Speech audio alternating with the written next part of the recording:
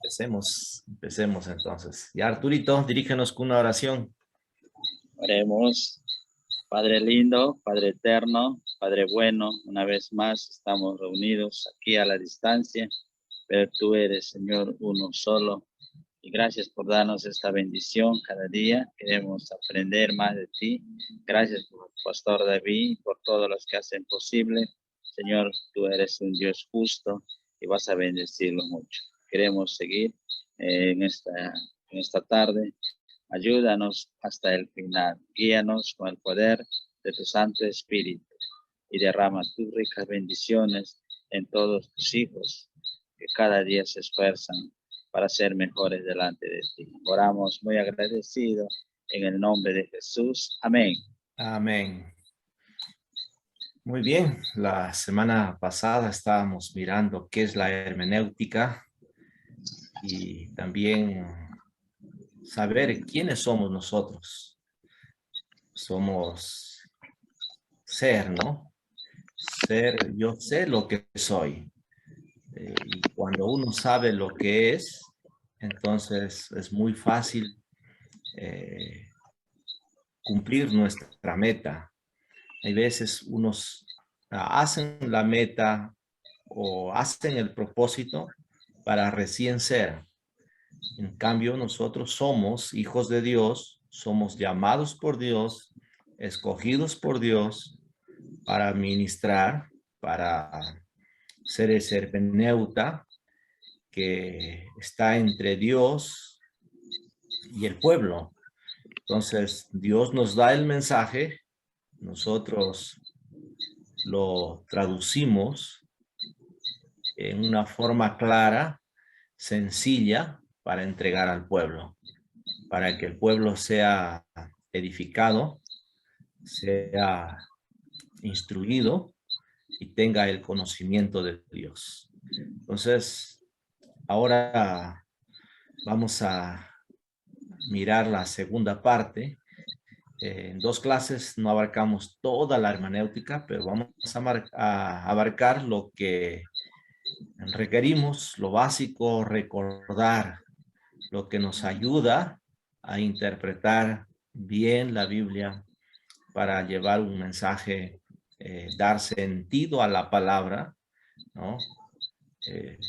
Para que el pueblo entienda claramente lo que Dios quiere decir. Muy bien. Estaba extrañando a Jefferson. La clase pasada por la mitad se salió. No sé qué pasó, la internet o la salud, pero ya está acá con nosotros. Bien. Y Carlitos todavía no aparece. Entonces vamos a compartir pantalla. Está bonito la música, Arturo, del Grillo. No quiere callar, ¿eh? Está cantando. Claro. Bien, ahora vamos a mirar algunas reglas de la interpretación hermenéutica. Y la regla principal, la fundamental, es que la Biblia es su propio intérprete, ¿ya? La Biblia debe interpretarse con la Biblia misma. Eso no debemos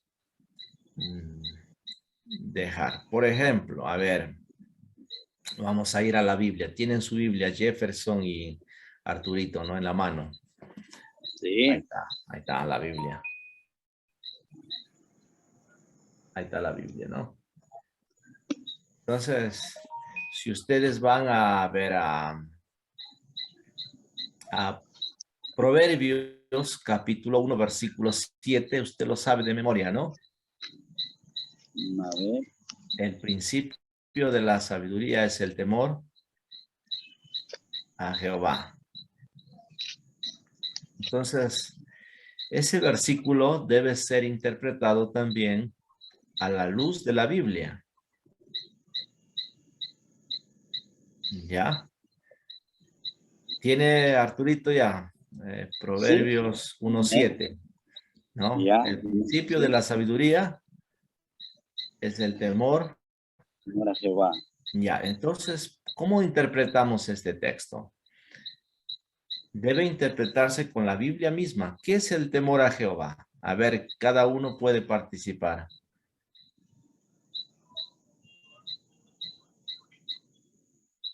¿Qué es temor a Jehová? ¿Puedo hablar? Sí, puedes hablar, no hay problema. Bueno, temor a Jehová. Temor a Jehová se puede entender especialmente en los aspectos, ¿no?, espirituales o materiales, en todo lo que uno se propone hacer en nuestras vidas. Y si ya tenemos el Espíritu de Dios, que es el Espíritu Santo, que se nos gobierna para que nosotros podamos detectar lo malo, lo bueno. Entonces, como cristianos, tenemos que estar atentos qué cosa es lo malo, ¿no? Entonces, Dios nos manda o nos llama siempre a hacer cosas buenas, a vivir lo bueno, lo mejor, especialmente sirviéndole, agradándole, apartándonos de todo lo malo, ¿no?, lo que contamina. Y si tenemos pues ese temor a Dios, yo creo que el hombre o la mujer no hace las cosas, ¿no?, que lo pueden hacer las personas liberalmente. Tenemos ese control, ese temor de parte de Dios, porque sabemos que qué cosas son malas y qué cosas son buenas, ¿no? Bueno, pudiera más o menos decir así, Pastor Remy. Ya. A ver, Jefferson, ¿qué es temor a Jehová? Pastor, temor a Jehová entiendo como el respeto a Dios con respecto a la obediencia de su palabra. No necesariamente temor es el miedo que uno debe tener a Dios y hacer las cosas por miedo, sino el respeto a Dios como nuestro Creador y Señor, y eso nos conlleva una obediencia de sus palabras. Ok, gracias Jefferson. Miren, nosotros tenemos un concepto de temor, ¿no?, a Jehová. Y el pueblo, la iglesia, también tiene un concepto de temor, de miedo, temores. Por ejemplo, si no pago la luz, me cortan, entonces yo por miedo, yo pago. Pero bíblicamente, la Biblia debe interpretarse con la misma Biblia. Entonces, ¿dónde buscaríamos temor a Jehová? En la Biblia. Por eso necesitaríamos una concordancia. A ver, ahora busquen Proverbios 8:13. Proverbios 8:13.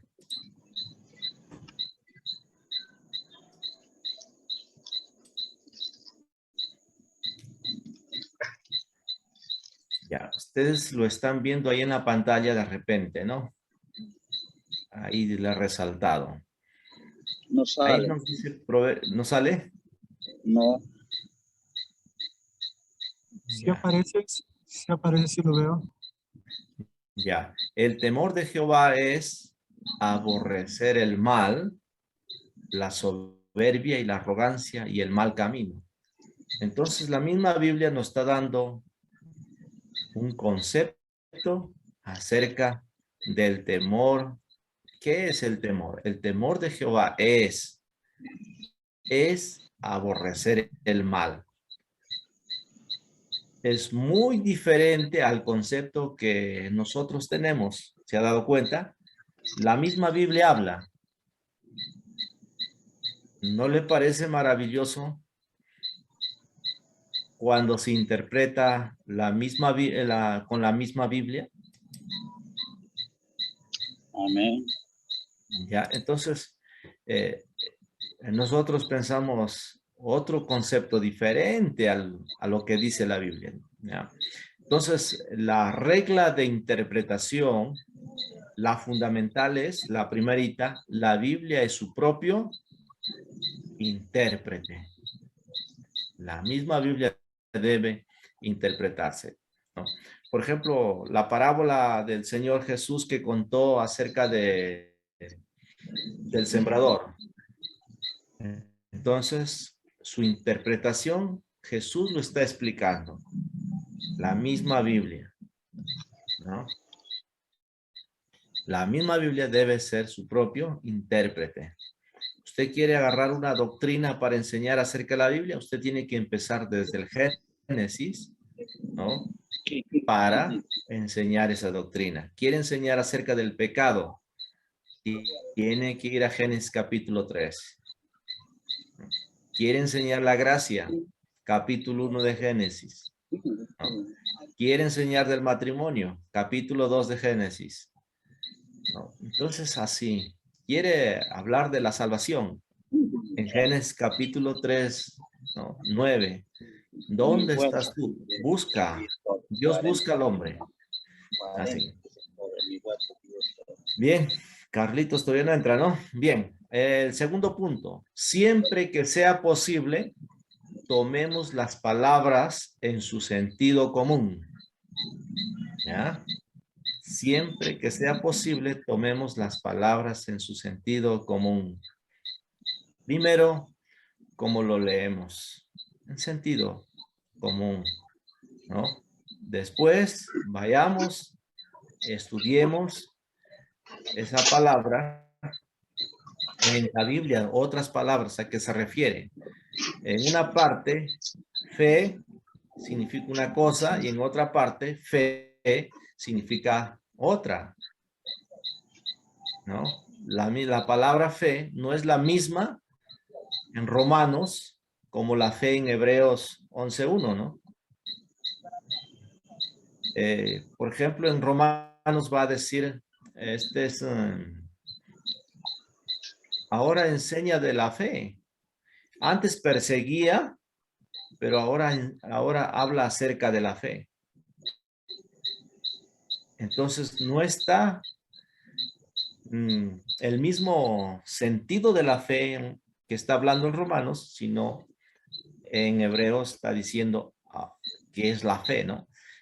Entonces, en lo posible, hay que tomar las palabras en el sentido común, porque el mensaje del escritor es original. Miren, ha pasado tiempo, cultura, idioma, historia, geografía. ¿Para qué? Para recién llegar a nosotros.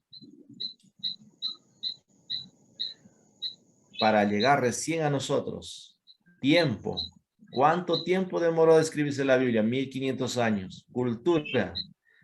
Por ejemplo, la cultura babilónica lo esclavizó, los babilonios esclavizaron por 70 años al pueblo de Israel. Entonces, cuando regresan, ya hablan ya no el hebreo, sino el hebreo con el arameo, mezclados ya. Es como uno cuando va, digamos, a otro país de otro lenguaje, por decir Estados Unidos, ¿no? Y allá aprende el inglés y regresa para acá y mezcla su inglés con el español. Ahora el idioma en que se escribió, en el hebreo, en el arameo y en el griego. Por ejemplo, el libro de Daniel se escribió en el griego, no se escribió en el hebreo, ¿no? Entonces, para traducirlo, que significa hermeneuta, que traducido es la palabra hermeneuta, a nuestro idioma, entonces los tradujeron, por ejemplo, a Reina Valera los españoles, ¿no? Los españoles. Entonces, en nuestra Biblia vas a encontrar oísteis, vinisteis, vosotros, bastantes isteis, ¿no? Entonces, es otra historia de España, es muy diferente a la del Perú. Geográficamente, también. Hay cosas que allá en Israel no hay acá, Y hay cosas que hay aquí, no hay allá tampoco, ¿no? Por ejemplo, geográficamente acá en Perú, que le decimos a un monte. Monte decimos en la selva que va a cazar al monte entre los árboles, en la selva. Pero allá en la Biblia, monte se refiere a cerros. Entonces, el mensaje del original hasta llegar a nosotros ha pasado tiempo, cultura, idioma, historia, geografía. Bastante, ¿no? Por eso nosotros debemos acercarnos a la Biblia para que la misma Biblia sea su propio intérprete. Muy bien, Carlitos, buenas noches. Buenas noches, pastor. Buenas noches, ¿Qué dice pastor Carlitos? Hoy no Arturo. juega Perú, hoy día creo que juega, te veo con la camiseta, o eres corazón peruano. Estoy mentalizado por el repechaje ya. Ah, ya. ¿O estás preparándote para ir al Mundial? También, a Qatar, a Qatar. Qatar, ¿no? Bien, gracias. Es muy importante entonces la interpretación, ¿ya? La Biblia debe interpretarse con la misma Biblia. ¿Alguna pregunta, mis estimados pastores, hermanos, evangelistas, consiervos?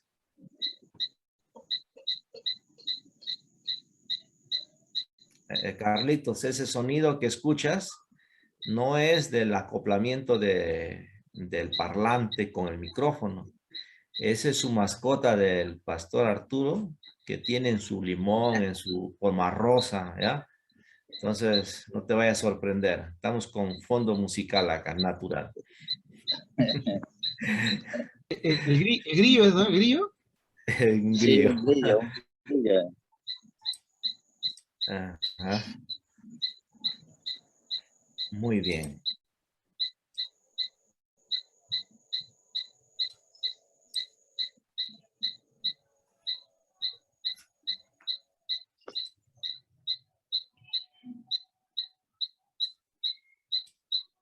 ¿Ya? Entonces tenemos, mirando, la primera regla es que la misma Biblia debe interpretarse con la misma Biblia. ¿Ya? Tomemos las palabras en el sentido que indica la frase. Veamos un ejemplo. La palabra fe tiene un significado primario, confianza. Sin embargo, al estudiar las escrituras podemos encontrarnos con los pasajes donde la misma palabra fe puede significar cosas distintas. Gálatas 1:23, Romanos 14:23. ¿Ya? Entonces, la Biblia, nosotros creemos que es infalible, inerrante, autoritativa, ¿ya? Pero esta palabra fe tiene dos sentidos. Como les dije hace un momento un ejemplo, la Biblia se interpreta con la propia Biblia. Ya vimos que es el principio de la sabiduría es el temor a Jehová. ¿Qué es el temor a Jehová? Nos responde la Biblia en Proverbios 8:3, el temor de Jehová es aborrecer el mal. ¿Ya? Igual aquí, esta regla nos dice que una palabra puede significar en un lado una cosa y en el otro lado otra cosa. Por ejemplo, voy a navegar. Hay navegar de un barco que se va y se mete al fondo del mar, ¿no? Está navegando. O agarra su canoa y su paleta está navegando por el río. O navegar, otro agarra su computadora y se mete a internet, está navegando. Entonces tiene un significado por un lado, tiene, ¿no? Entonces el intérprete lo hace eso. Por ejemplo, la palabra INRI. ¿Han escuchado la palabra INRI? Cuando usted va a un velorio, ahí ponen una decoración al fondo, hay una cruz y arriba ahí la palabra INRI, ¿no? ¿Y qué es eso? ¿Qué quiere decirnos? En el hebreo no existe las palabras que nosotros tenemos. Allá el abecedario, ¿cuántas son? Su abecedario del hebreo son 22 letras o consonantes que diríamos. En cambio de nosotros hay 28 y si le pone la che, la ñ, la y otros más, va a aparecer hasta 30, ¿no? Entonces, la J allá es en el hebreo, ¿no? Es, a ver, Jesús, la J, ¿no? Allá no existe esa letra. Nosotros por eso aparece Jesús, Nazareno, Rey de los judíos, ¿no?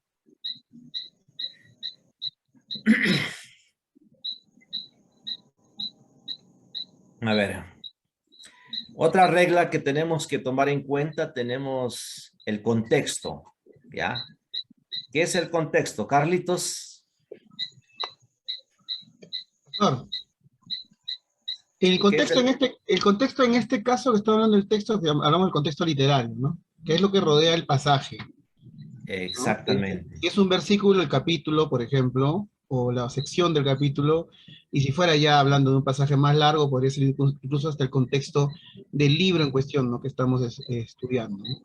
Conocer un poquito de qué se trata el libro y, ¿no? Y las características y todo lo demás.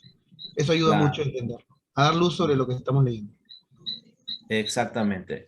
Entonces el contexto, tenemos que leer, si agarramos un texto que vamos a predicar, su contexto es hay que leer versículos anteriores, versículos posteriores, para entender bien de qué se está comentando, ¿no? De qué está hablando el pasaje. Spurgeon siempre ha agarrado uno o dos versículos y de ahí ha predicado. Si ustedes leen sus mensajes de Spurgeon, él agarra una frase de un versículo, ese es el título de su mensaje, pero él se explaya en su contexto, antes del texto o después del texto. También lo aplica muy bonito, ¿no? Entonces tenemos que tener muy en cuenta el contexto. En ocasiones no es suficiente que leamos y consideremos la frase. La interpretación que estamos buscando se encuentra fuera de esa frase. Y por eso se nos hace necesaria esta tercera regla que nos guía a estudiar el contexto. Averigüemos por qué y para quién se escribió. Esto es muy importante. Por ejemplo, el libro de San Juan. El libro de San Juan, cada capítulo habla de una persona. ¿Se ha dado cuenta? Capítulo 1, Juan el Bautista. Capítulo 2, ¿de quién habla? Capítulo 3, de Nicodemo. Capítulo 4, de la mujer samaritana. Capítulo 5, capítulo 6, así va hablando de personas. Averigüe por qué y para quién se escribió. Por ejemplo, el libro de Mateo, ¿para quién se escribió? El autor, ¿para quién dirige su carta?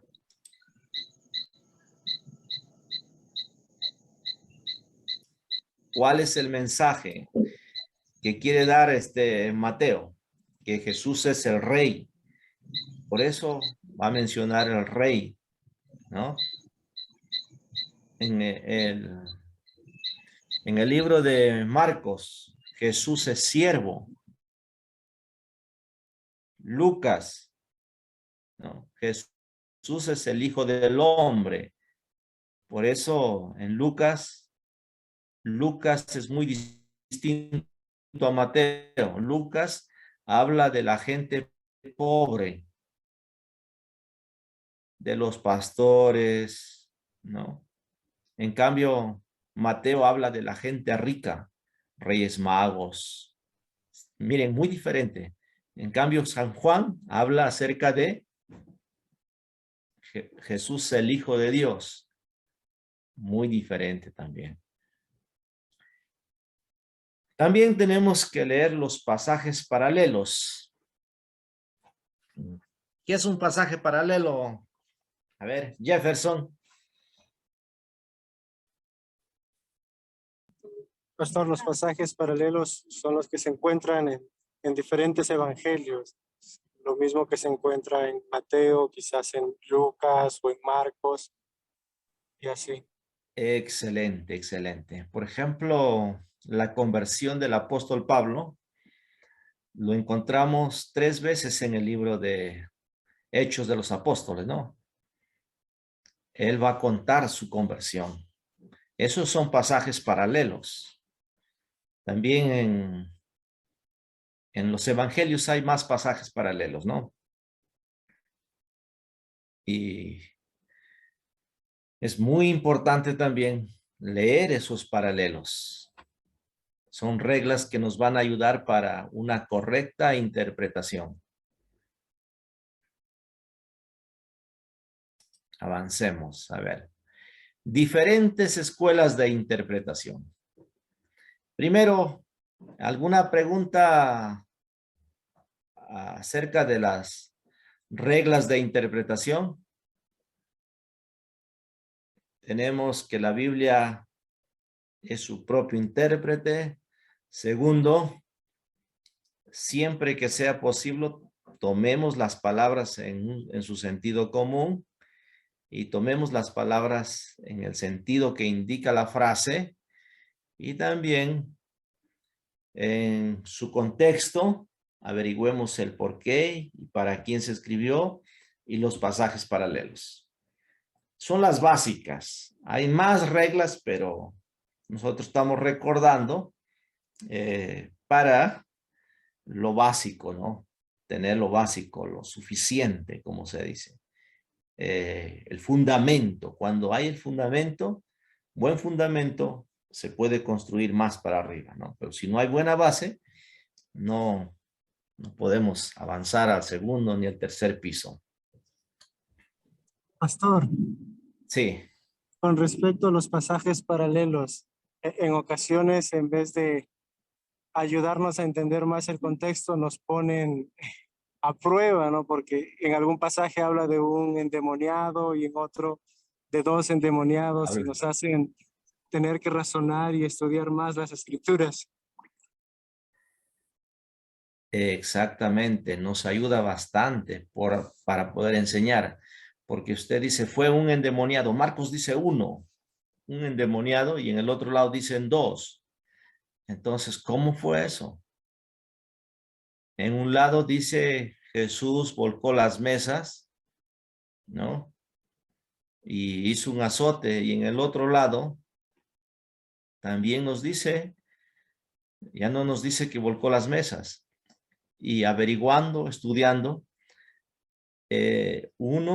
un pasaje se refiere al inicio de su ministerio y el otro pasaje se refiere al final de su ministerio.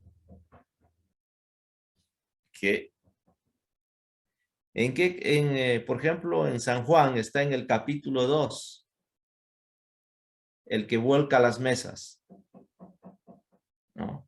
¿Cuándo se refiere eso? Si nosotros hacemos un estudio, podemos tomar ese pasaje y ponerlo al final y vamos a estar enseñando lo que no es, lo que la Biblia no nos está diciendo. Si hacemos un estudio profundo, vemos que uno fue al inicio de su ministerio y otro fue al final. ¿Qué? Pastor, así es, así. Sí, yo justo estaba estudiando eso también. Miren, esto es muy Pastor, importante, sí. Pastor, justamente tocando ese tema, me puse a revisar pues el tema de lo que usted habla de la ascensión, ¿no? De Jesús. Y veo que Ajá. estábamos hablando de que le decía que se vayan a Galilea. Galilea. Y total, después, no me acuerdo ahorita, ya lo voy a buscar, pero y creo que es en Lucas el final, no me acuerdo bien. Pero Marcos, uno de los dos, es el que dice que Jesús se encontró con ellos en Betania. Y Betania no está en Galilea, Betania está en otra parte, ¿no? Entonces, porque lo revisé por el mapa, porque me entró la duda. ¿Betania dónde está? No está en Galilea, Betania, ¿no? Entonces, hay sí esos diferencias, ¿no? Que a veces uno tiene que resolverlas. Yo por lo menos lo que me puse le comparto, ¿no? Lo que me puse a investigar un poquito sobre estos temas y un autor habla, que lo ve desde el punto de vista no de digamos, de la teología, sino desde el punto de vista de los hechos o la verificación de hechos, del peritaje, mejor dicho, ¿no? Y él dice, ¿no? Que en realidad estas discrepancias que pueden encontrar entre los autores bíblicos son esperables, ¿no? Porque eso se llama algo así como pruebas involuntarias aportadas por testigos. Es decir, el hecho de que difieran o que no se pongan de acuerdo en cómo narran los hechos, habla acerca de su sinceridad y la transparencia de lo que están transmitiendo. O sea, le da confiabilidad al relato, porque si hubiera sido un calco uno con el otro, entonces ahí sí se podría sospechar una conspiración. Claro. En este caso no. Bueno, un poquito no para comentar. Y cuando uno lo narra de diferente ángulo, porque uno no puede estar en el mismo lugar del otro, si no están en diferentes ángulos, ¿no? Por ejemplo, el endemoniado está en el centro y están rodeados, pero Jesús también está en el centro, los discípulos están alrededor. Entonces uno ve de un lado que hay dos, el otro de otro lado no, yo veo uno. Es como a esos ciegos que lo llevaron para que conozcan elefante en un zoológico. A uno le agarraron un ciego agarró la trompa, otro agarró la barriga, otro agarró la cola, el brazo. Y entonces a cada uno le preguntaban y decían que es diferente, ¿no? Cada uno no se ponían de acuerdo. Los testigos que escribieron también lo vieron de ese ángulo, ¿no? Entonces eso nos ayuda bastante a entender y también a aclarar al lector, porque en mi congregación, por ejemplo, hay un abogado, hay un catedrático en la universidad. Entonces me exige a mí que tengo que hacerlo también a ese nivel y al nivel más bajo que tengo agricultores. Entonces los mensajes tienen que ser, porque si no ellos van a preguntar y van a decir, pero pastor, ¿por qué un endemoniado si yo he leído que hay dos? No. Lucas lo escribe de una perspectiva que es médico también, ¿no? Es muy interesante. Muy bien. Ya no hay más preguntas, avanzamos al siguiente. Entonces, ahora pasamos diferentes escuelas de interpretación. La escuela alegórica de interpretación. A la escuela alegórica de interpretación. Vamos a la primerita, ¿no? Ya. La escuela alegórica. Esto era el método usado por los judíos helenizados y los cristianos influenciados por filosofías platónicas, o sea, la cultura griega. Clemente de Alejandría y Origen eran dos personas quienes miraban las escrituras, particularmente el Antiguo Testamento, simbólicamente en vez de literalmente. Esta escuela enseña que debajo de cada versículo encontrado en la Biblia existe la realidad del texto como la verdad escondida. Los griegos creían que Hermes era un dios que interpretaba los mensajes de otros dioses a los hombres. Ahí está el ídolo de Hermes, ¿no? De ahí viene la palabra hermenéutica también. Entonces, esta escuela alegórica de interpretación. Y todas estas escuelas nos ayudan a interpretar. Por ejemplo, podemos interpretar la Biblia alegóricamente, ¿no? A ver, ¿quién puede dar un ejemplo de una alegoría en la Biblia?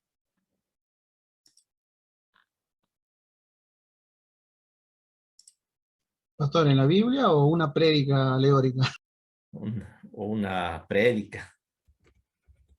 La que se me ocurre siempre es la de la clásica, esa de las 5 piedras de David.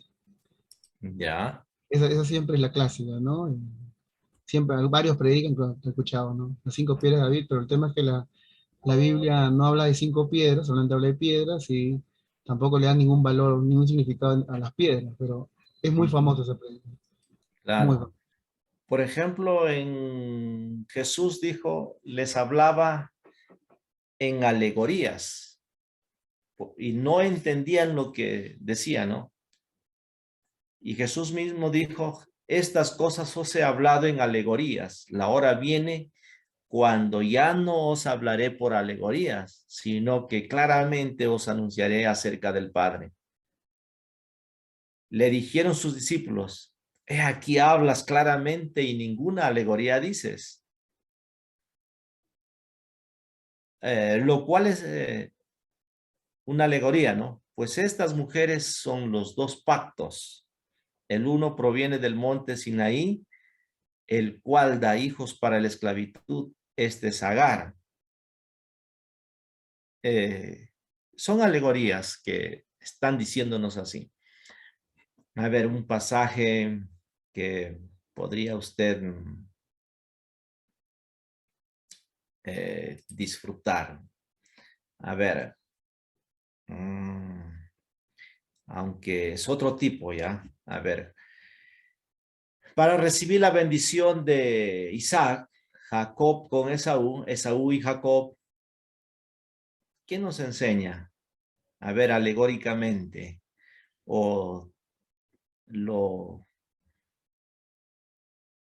¿qué quiere decirnos ese? Usted le piden que predique acerca de Esaú y Jacob. Ya le dan ese pasaje. ¿Qué puede decir?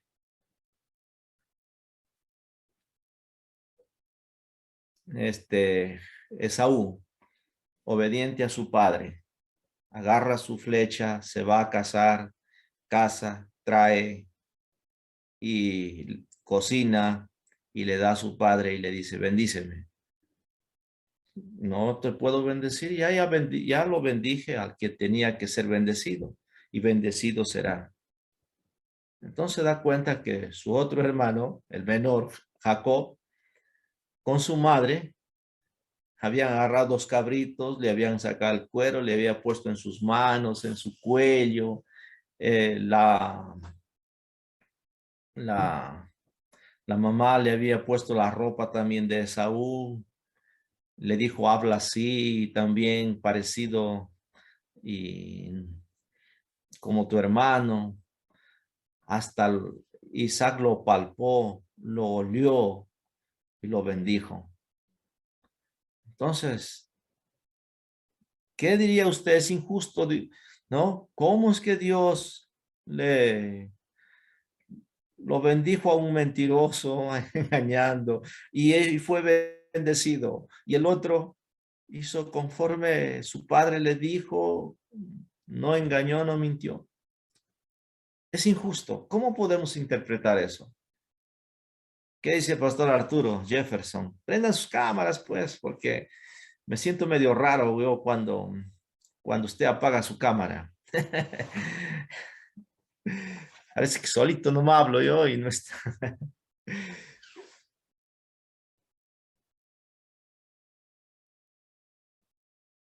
Buena pregunta, Pastor David. A ver.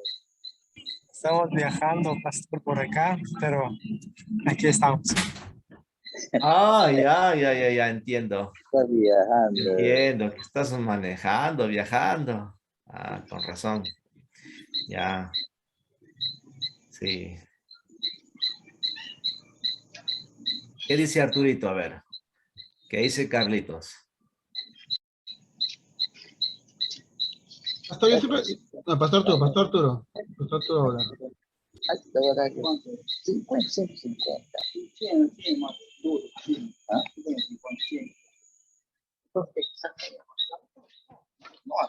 ¿Ah? Dime.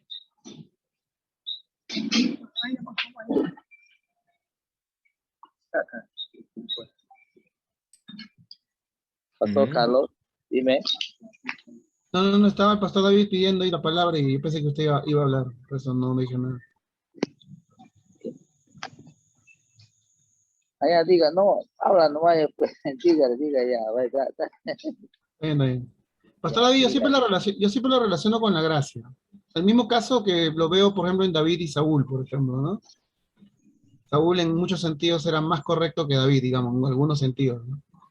Y David pues hizo macana y media, como se dice, ¿no? Claro, ya sí, descontando obviamente ya el deterioro de Saúl al final, ¿no? Cuando ya se, desca- se descalabró, como dice, ¿no? Pero en un inicio, ¿no? Saúl es un muchacho correcto, etcétera, y David eh, cometió varios pecados groseros, y sin embargo vemos que Dios mira con agrado a uno y con desagrado al otro, ¿no? Entonces, cuando hablamos de Saúl y Jacob, a mí me recuerda mucho el tema de la gracia, ¿no? Bueno, eso es lo que se menciona en la Biblia también, ¿no? ¿Cómo explicas que alguien obediente al papá, sumiso, ¿no? El típico hijo mayor, y sin embargo desechado, el otro el tremendo sinvergüenza, ¿no? Y la gracia, pues, ¿no? Menos mal, ¿no? Menos mal que la gracia opera así. Ya, correcto, muy bien. A ver, Arturito quedó pensativo. Buena pregunta, dijo. Ya, a ver, les voy a dar algo así, a ver. Eh, la ley dice, haz esto y vivirás. La ley dice, obedece. Entonces, Esaú obedece a su padre, afila sus flechas, va al campo, espera al venado, no sé, el sajino, no sé qué habrá cazado, una perdiz, no sé, pero lo cierto es que algo que le gustaba a su padre, eso tenía que traer. Y la trajo, la guisó y la dio a su padre y le dice, bendíceme, y no es bendecido. La ley, la gracia. Eh, el otro le dice, si me descubren, en lugar de recibir la bendición, voy a recibir la maldición.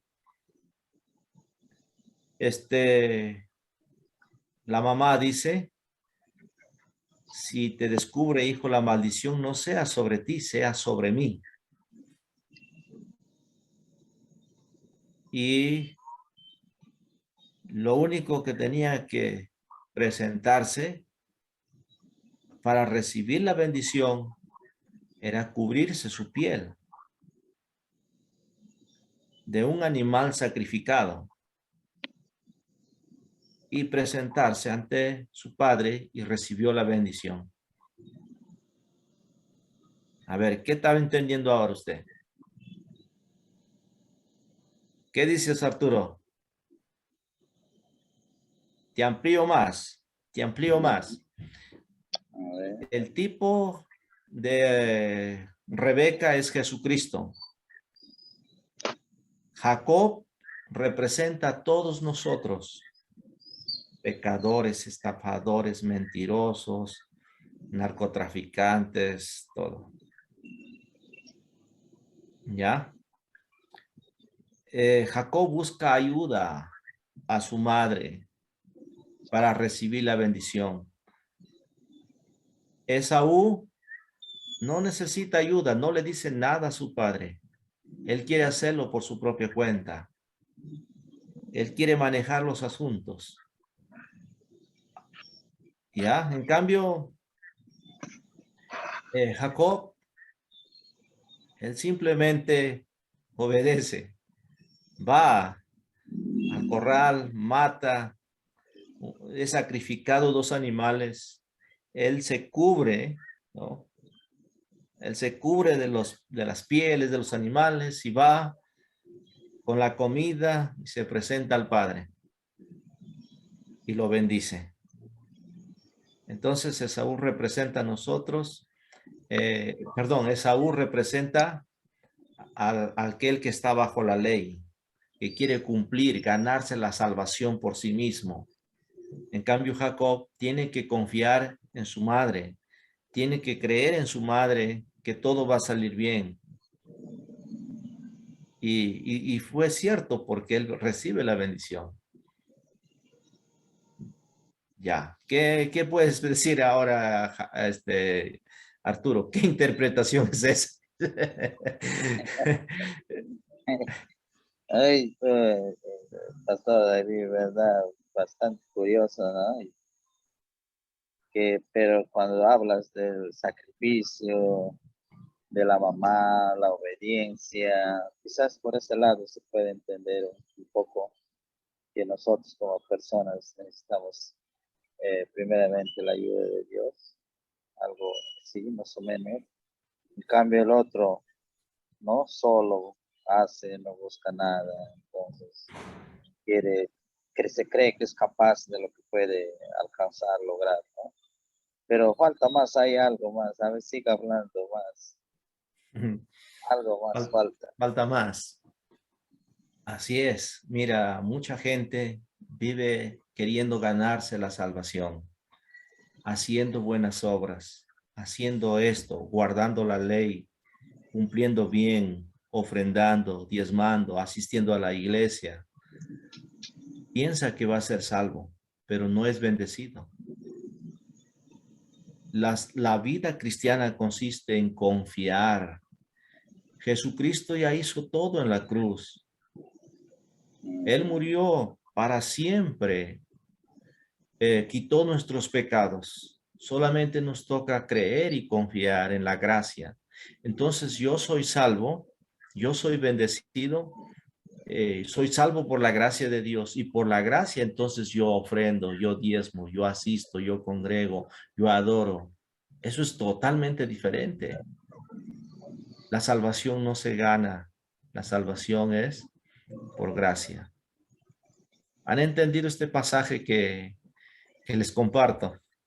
No, ahora un poco va, yo, no, nunca le he pensado de esa forma, pero otra cosa nueva es eso, para mí personalmente, ¿no? Entonces, no, le he visto siempre ese pasaje, pero no me atreví a hablarle de eso, porque mentira y mentira, pues ahí, ¿no? Hay mentira y hay otras cosas más que se puede pensar, pero como por qué está escrito, qué se puede enseñar, qué se puede aprender de eso, de eso, ¿no? Pero ahora como estás hablando, ¿no? Mirando y digo, no, qué interesante de verdad y poder pensar un poco más de que Dios nos puede iluminar de esa forma, ¿no? Por eso a veces nosotros predicadores tenemos que enseñar bien. Tienes Sí, que asistir, tienes que guardar los mandamientos, tienes que ser fuerte, esforzarte, valiente. Entonces los mensajes me siento yo fracasado porque me quedo en el intento y no lo logro. Pero cuando yo experimento la gracia, el nuevo nacimiento, vengo cargado y trabajado a Él trabaja, Él nos ayuda a obedecer, a amar, a perdonar, a servirle, a congregar. Es totalmente diferente.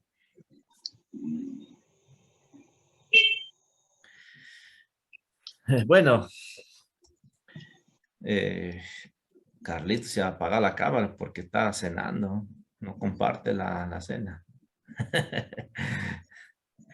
Ya, alegóricamente, vamos alegóricamente ahora, interpretación del consagrado. La El ungido está ahí, ¿no? este es del ungido, del consagrado. El querubín. Eh, Esta escuela pone énfasis en experiencias místicas. La escritura, su interpretación tiene que ver con la vida espiritual.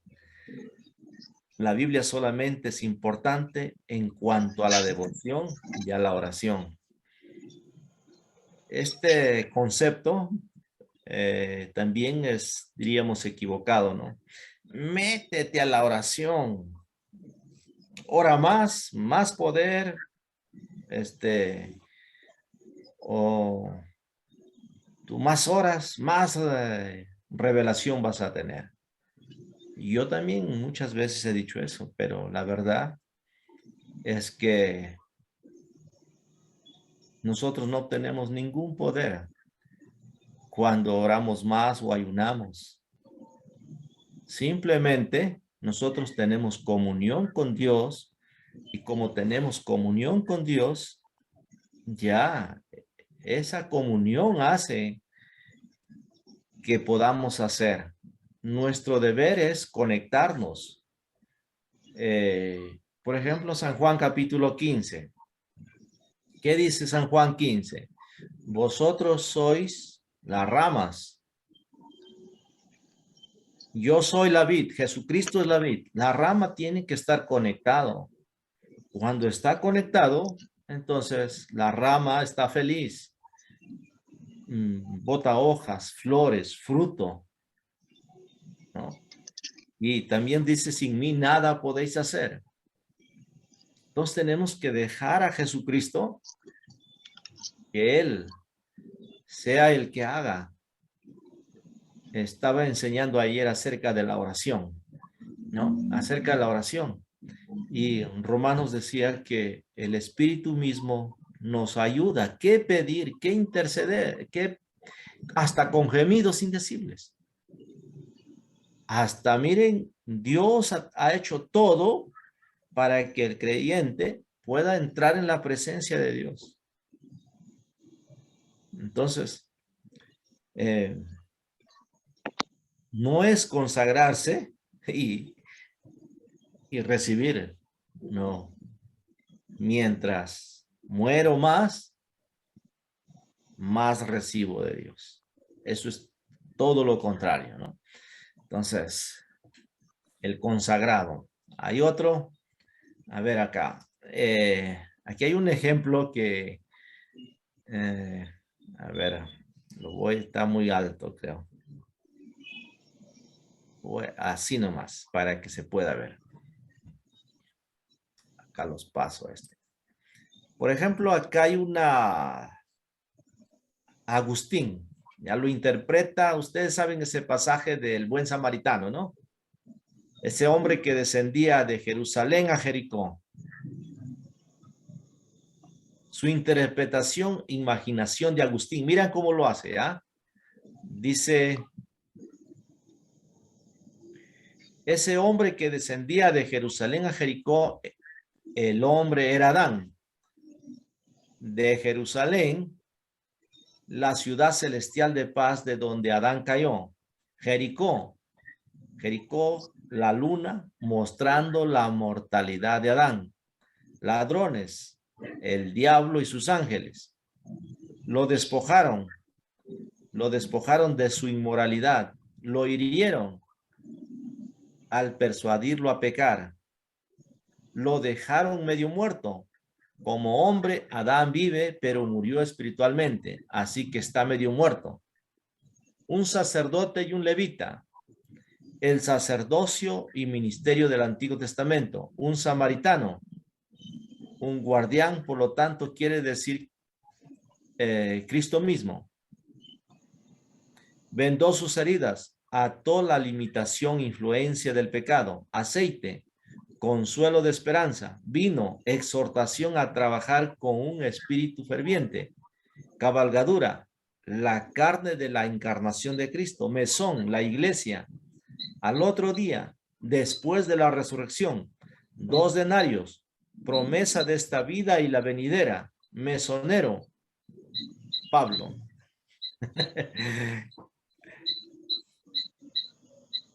¿Qué les parece esa interpretación de Agustín?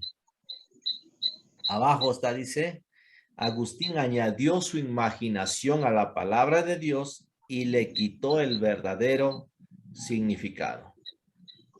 Totalmente, ¿no? ¿Y cuál era el mensaje ahí? ¿Cuál es el mensaje de que está Jesús hablando acerca de quién es mi prójimo? ¿Quién es mi prójimo? Ese era el mensaje. Pero acá ya le dio una interpretación media que lo ha mezclado todo, ¿no? Ha hecho un aeropuerto de comida, creo, aunque el aeropuerto sabe rico, pero muy fácil para engañar y llevarlos a hacer una religión, una secta. Pastor, Sí. pastor, esto que Agustín hizo ¿no cuenta como alegoría todo eso? Contaría como alegoría, pero es alegoría mal fundada, ¿no? Claro, Mal claro, es que aplicada. lo digo porque por lo general, bueno, por lo que yo pude leer, el método alegórico, que era un método muy usado en la época, ¿no? Sobre todo en la época de los primeros siglos, ¿no? Los padres de la iglesia, que con el tiempo fue desechada porque se prestaba a esas interpretaciones antojadizas, ¿no? Y aparte fue relegada por métodos más, entre comillas, más los científicos, ¿no? Porque los métodos que usamos hoy día son más científicos. Pero era toda una escuela, ¿no? Una escuela de interpretación que se usaba mucho en esos siglos. O sea, Agustín, mejor dicho, no hizo algo muy diferente a lo que hicieron muchos de los predicadores de su época, ¿no? Solamente que es más conocido, ¿no? Ujú. Agustín es bien conocido, ¿no? Pero, y por Sí, eso decía, ¿no? Obviamente mal usada, ¿no? Porque tiene ese riesgo, ¿no? Interpretar alegóricamente tiene el riesgo que le puedes darle el significado que te imagines, ¿no? claro.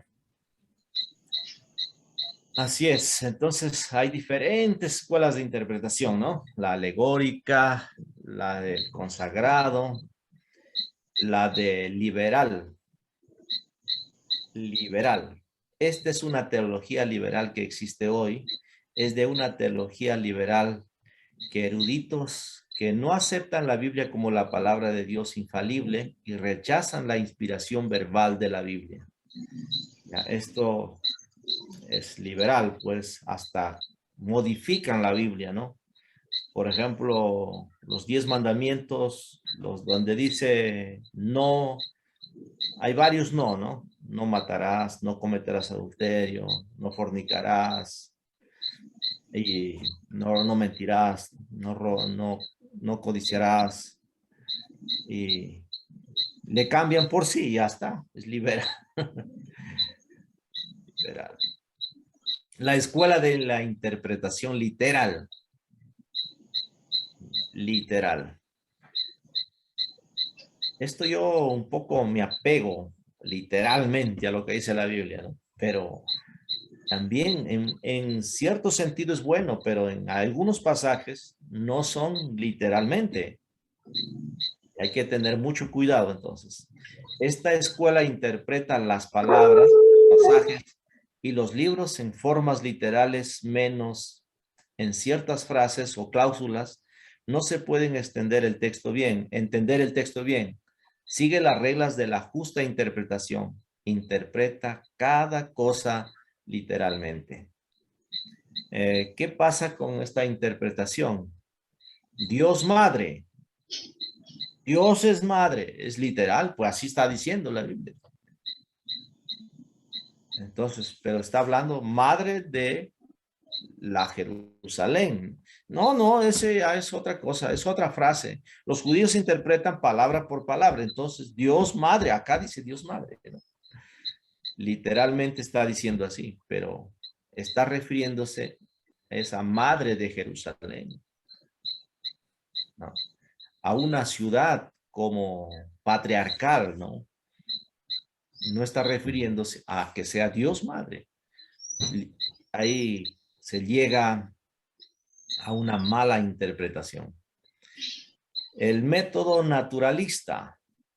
A ver, el método naturalista acepta la verdad histórica de las narraciones de los evangelios, pero sostiene que la manera de explicarlas es de forma natural. Por ejemplo, cuando Jesús camina sobre el agua, ahí tenemos, ¿ya?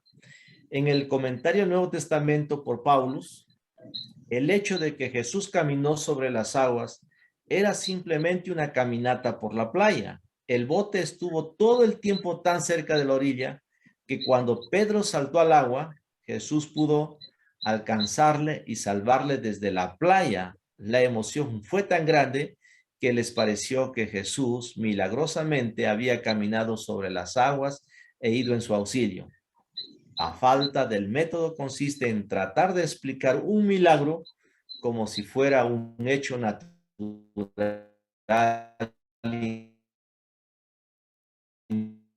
No,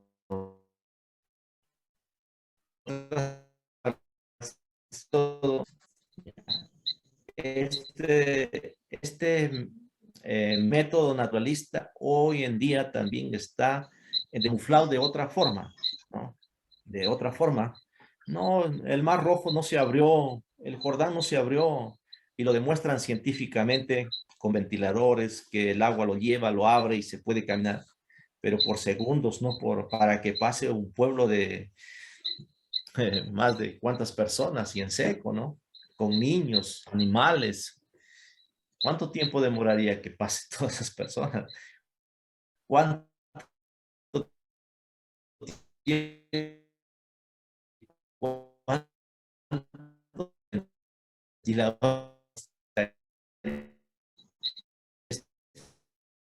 está muy histórico gramático. Este es arriba, dice, método recomendado. ¿Ya? Histórico gramático. Su principio fundamental consiste en conseguir de las escrituras mismas el significado preciso que los escritores le quisieron dar.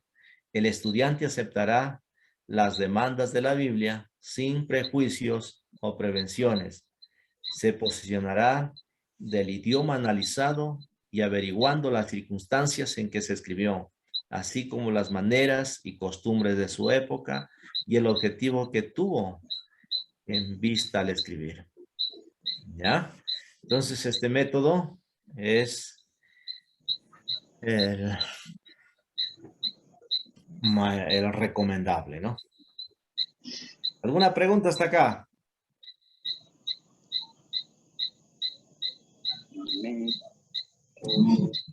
Pastor, Sí. sí, con respecto también al método naturalista, ¿no? Incluso algunos tratan de explicar las 10 plagas, ¿no? De manera natural, ¿no? Con, con muchos acontecimientos o fenómenos naturales.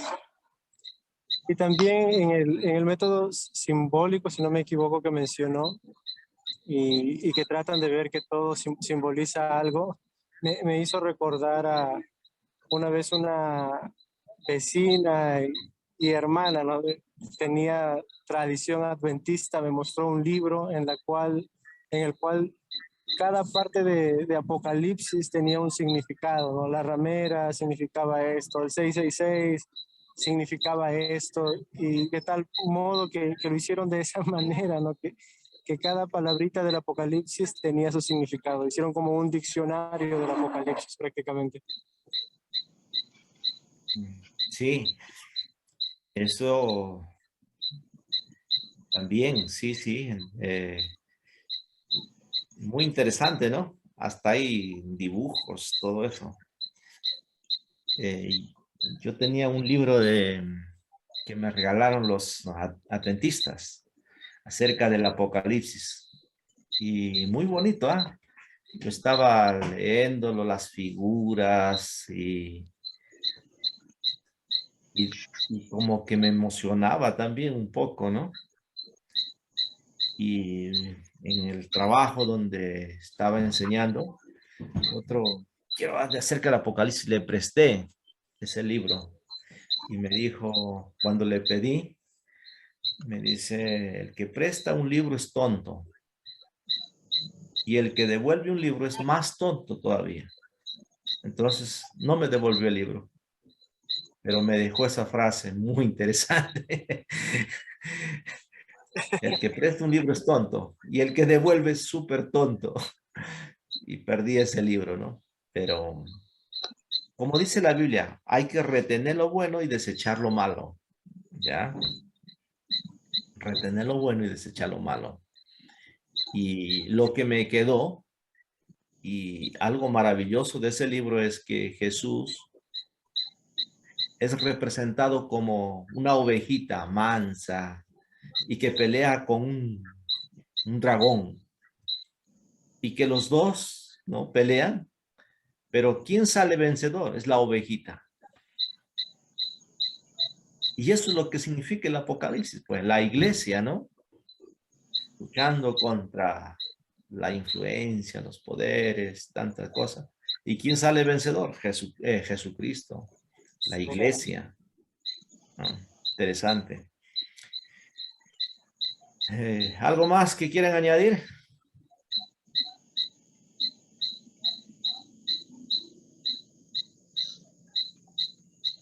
No hay más, ¿no?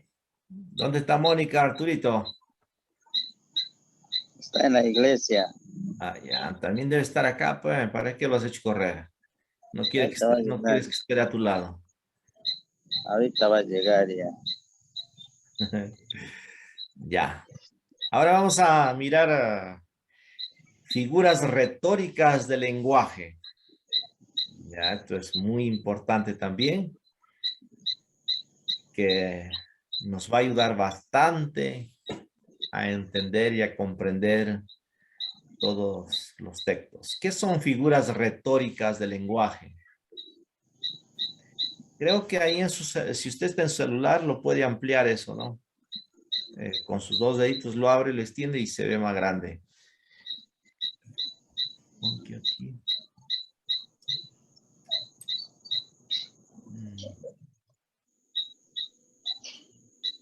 Uy, se minimizó.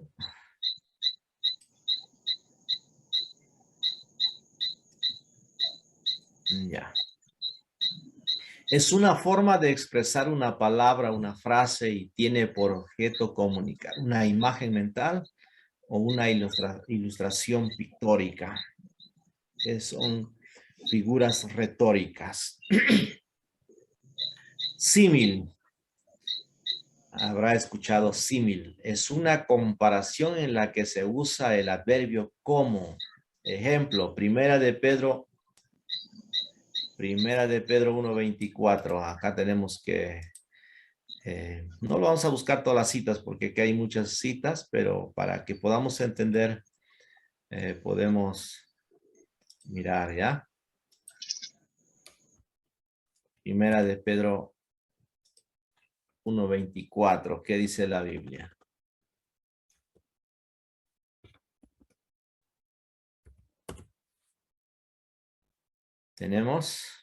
Dice, porque toda carne es como hierba y toda la gloria del hombre como flor de la hierba. La hierba se seca y la flor se cae. Ahí tenemos un ejemplo de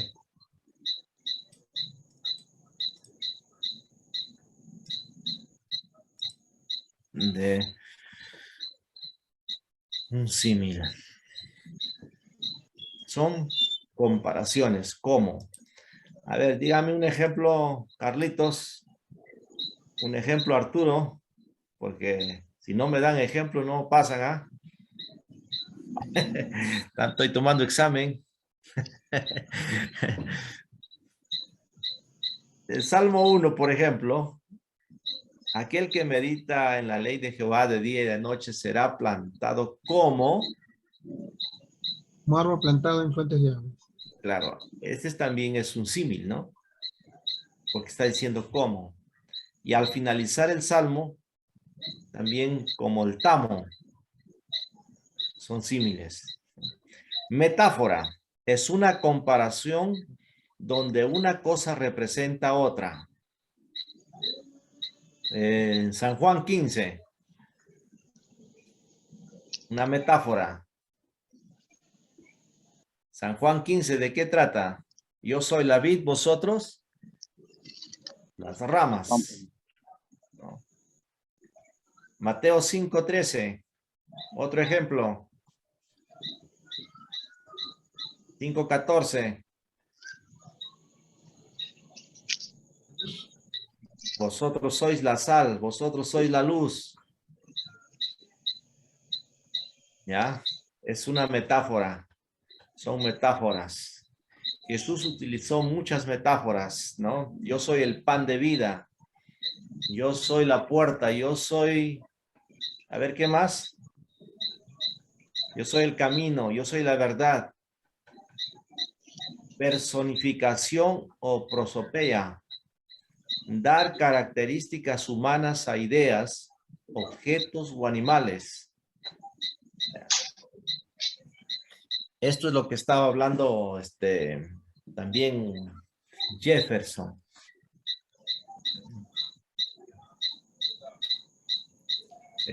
Sí, pastor. Sí, ¿no? Acá tenemos la personificación y prosopeya. Y hay interpretaciones, por ejemplo, en el libro de Daniel, el barro, qué significaba, la cabeza, el hierro, todo eso, ¿no? ¿Qué significa, por ejemplo, a este templo lo derribaré y en 3 días lo levantaré, lo construiré de nuevo? Son personificaciones, ¿no? Antropomorfismo, atribuir a Dios características humanas. Esdras 8:31, atribuir a Dios características humanas. A ver, Esdras 8:31, ¿qué dice?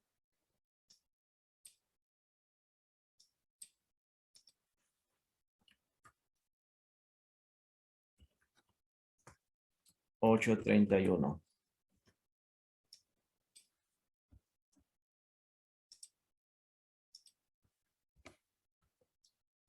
Y partimos del río Ahabá el 12 del mes primero para ir a Jerusalén, y la mano de nuestro Dios estaba sobre nosotros y nos libró de la mano del enemigo y del acechador en el camino. Lo está personificando a Dios. Ah, interesante, ¿no? A ver, otro ejemplo. Éxodo 33, cara a cara, es una personificación. Que Moisés hablaba cara a cara con Moisés, ¿no? Moisés hablaba cara a cara con Dios. Es una personificación, no es que Moisés habló cara a cara. Y más abajito de ese contexto del capítulo 33 de Éxodo, Moisés le dice, por favor, yo quiero ver tu cara, ¿no? O tu gloria. Y entonces le dice, no te permito. Te voy a meter dentro de la hendidura de la peña, con mi mano te voy a tapar, voy a pasar y vas a ver mis espaldas, porque si ves mi rostro morirías.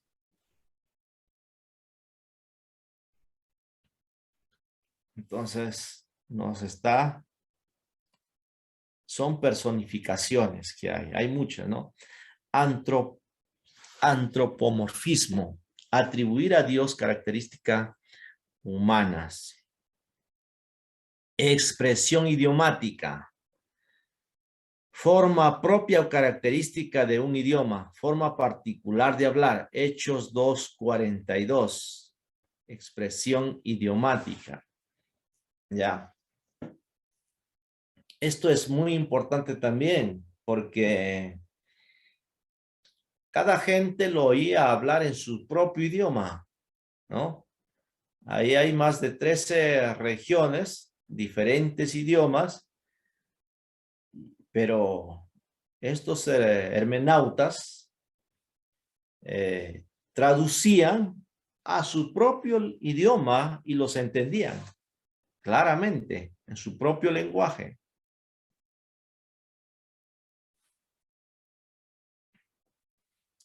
Eufemismo, ¿no? Ahí está, yo no pronuncio muy bien. La garganta un poquito fallando.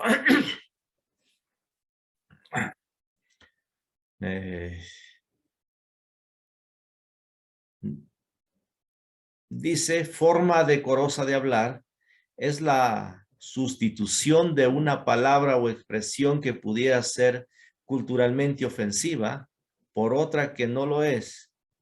Ejemplo, 1 Samuel 24:3. Cubrir sus pies.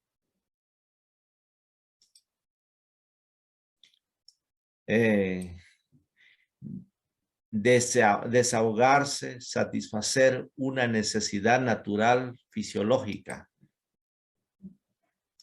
Eso es lo que quería decir ahí, cubrir sus pies, ¿no?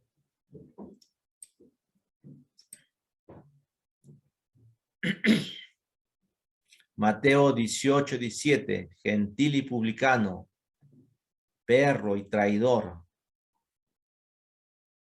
Así eran conocidos. Entonces, la traducción, ahí está, gentil, publicano. Otro ejemplo, Jesús dijo, ¿para quién dijo? A ver, hágame recordar. Díganle a esa zorra que hoy y mañana haré milagros y después. ¿A quién le dijo? Jesús, ¿no? Jesús dijo ¿a quién? ¿A Herodes o a Pilato? Pero ¿Ah? A Herodes, ¿no? Ironía. Expresión sarcástica que significa lo opuesto para resaltar el sentido verdadero. Hay varios ejemplos y varias citas. Primera de Reyes 18:27, segunda de Corintios 11:5, 12:11, 11:13. Job 12:2. A ver, vamos a ver qué dice Job 12:2, ¿ya? Job 12:2. Cierto, con vosotros moriría la sabiduría. Ciertamente vosotros sois el pueblo y con vosotros moriría la sabiduría. Así está diciendo Job 12:2. Ironía, ¿no?